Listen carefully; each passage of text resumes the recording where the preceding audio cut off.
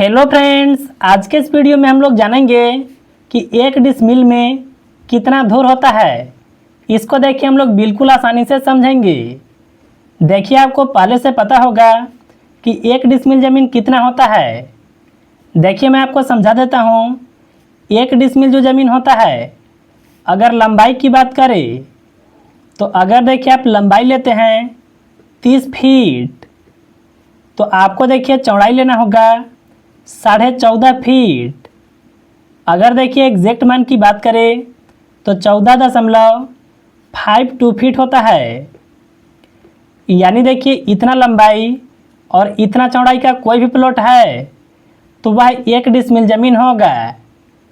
अब देखिए हम लोग जानेंगे कि आखिर एक डिसमिल ज़मीन कितना स्क्वायर फीट होता है। ये स्क्वायर फीट कैसे निकालते हैं, तो देखिए इसमें आपको लंबाई और गुना चौड़ाई करना होता है।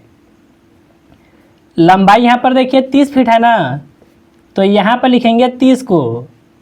इसके बाद देखिए चौड़ाई के जगह पर लिखेंगे 14.5 फीट को। अगर देखिए आप यह दोनों संख्याओं का गुना करते हैं तो आपका आएगा 435.6। यानी देखिए एक डिसमिल ज़मीन जो होता है 435.6 स्क्वायर फीट होता है।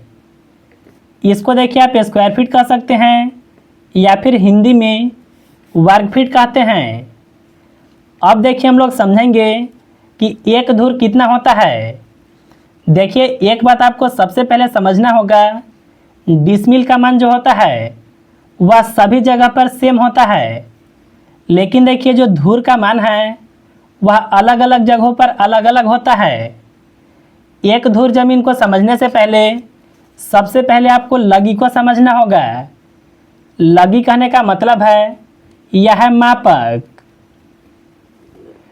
कहीं कहीं देखिए जमीन को 4 हाथ की लगी से मापा जाता है, कहीं कहीं 5 हाथ की लगी से और कहीं कहीं 6 हाथ की लगी से मापा जाता है। अगर देखिए हम लोग बात करें कि एक हाथ की लगी की लंबाई कितना होता है, तो देखिए यह होता है 1.5 फीट। देखिए मैं इस वीडियो में आपको बताता हूँ कि अगर आप 6 हाथ की लगी से मापते हैं तो एक डिसमिल में कितना धुर होगा। तो इसके लिए आपको करना क्या है, सबसे पहले आपको 6 हाथ को फीट में बदलना होगा। तो एक हाथ में 1.5 फीट होता है ना, इसमें अगर आप 1.5 से गुना कर देंगे तो यह मान देखिए फीट में आ जाएगा। 6 से गुना 1.5 में करें तो यह देखिए होगा 9 फीट।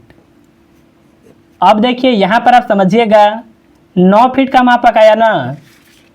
अगर देखिए आपको एक धुर जमीन पता करना है और अगर आप 6 हाथ की लगी से मापते हैं तो देखिए ज़मीन की लंबाई 9 फीट और चौड़ाई भी अगर 9 फीट रहेगा तो वह ज़मीन एक धुर होगा।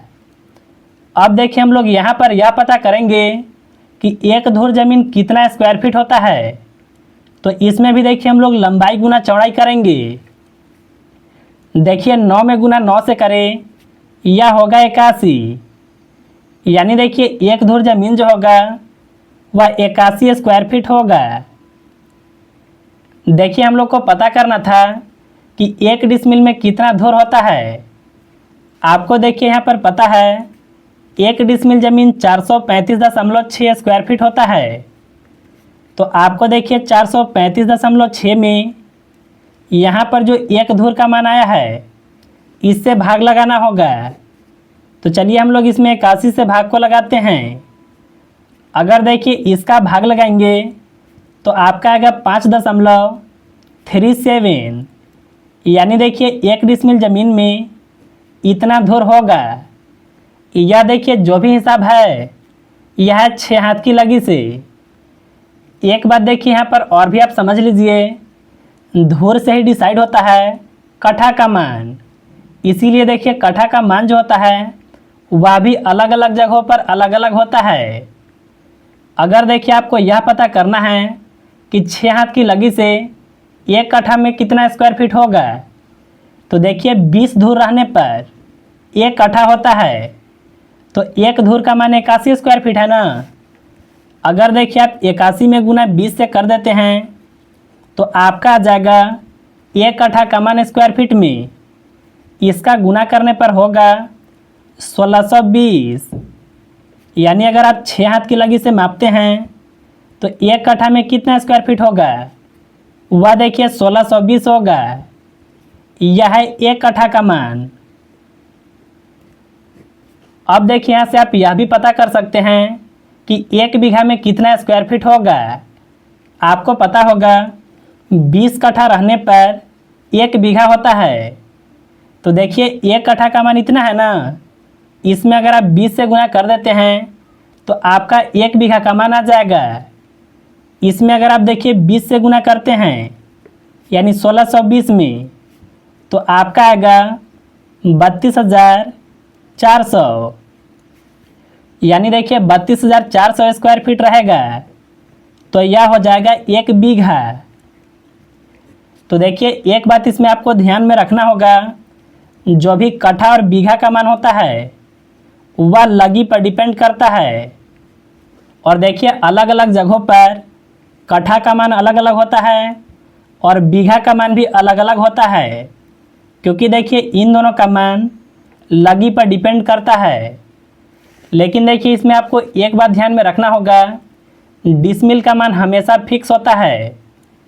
तो मुझे उम्मीद है कि आप बिल्कुल आसानी से समझ गए होंगे।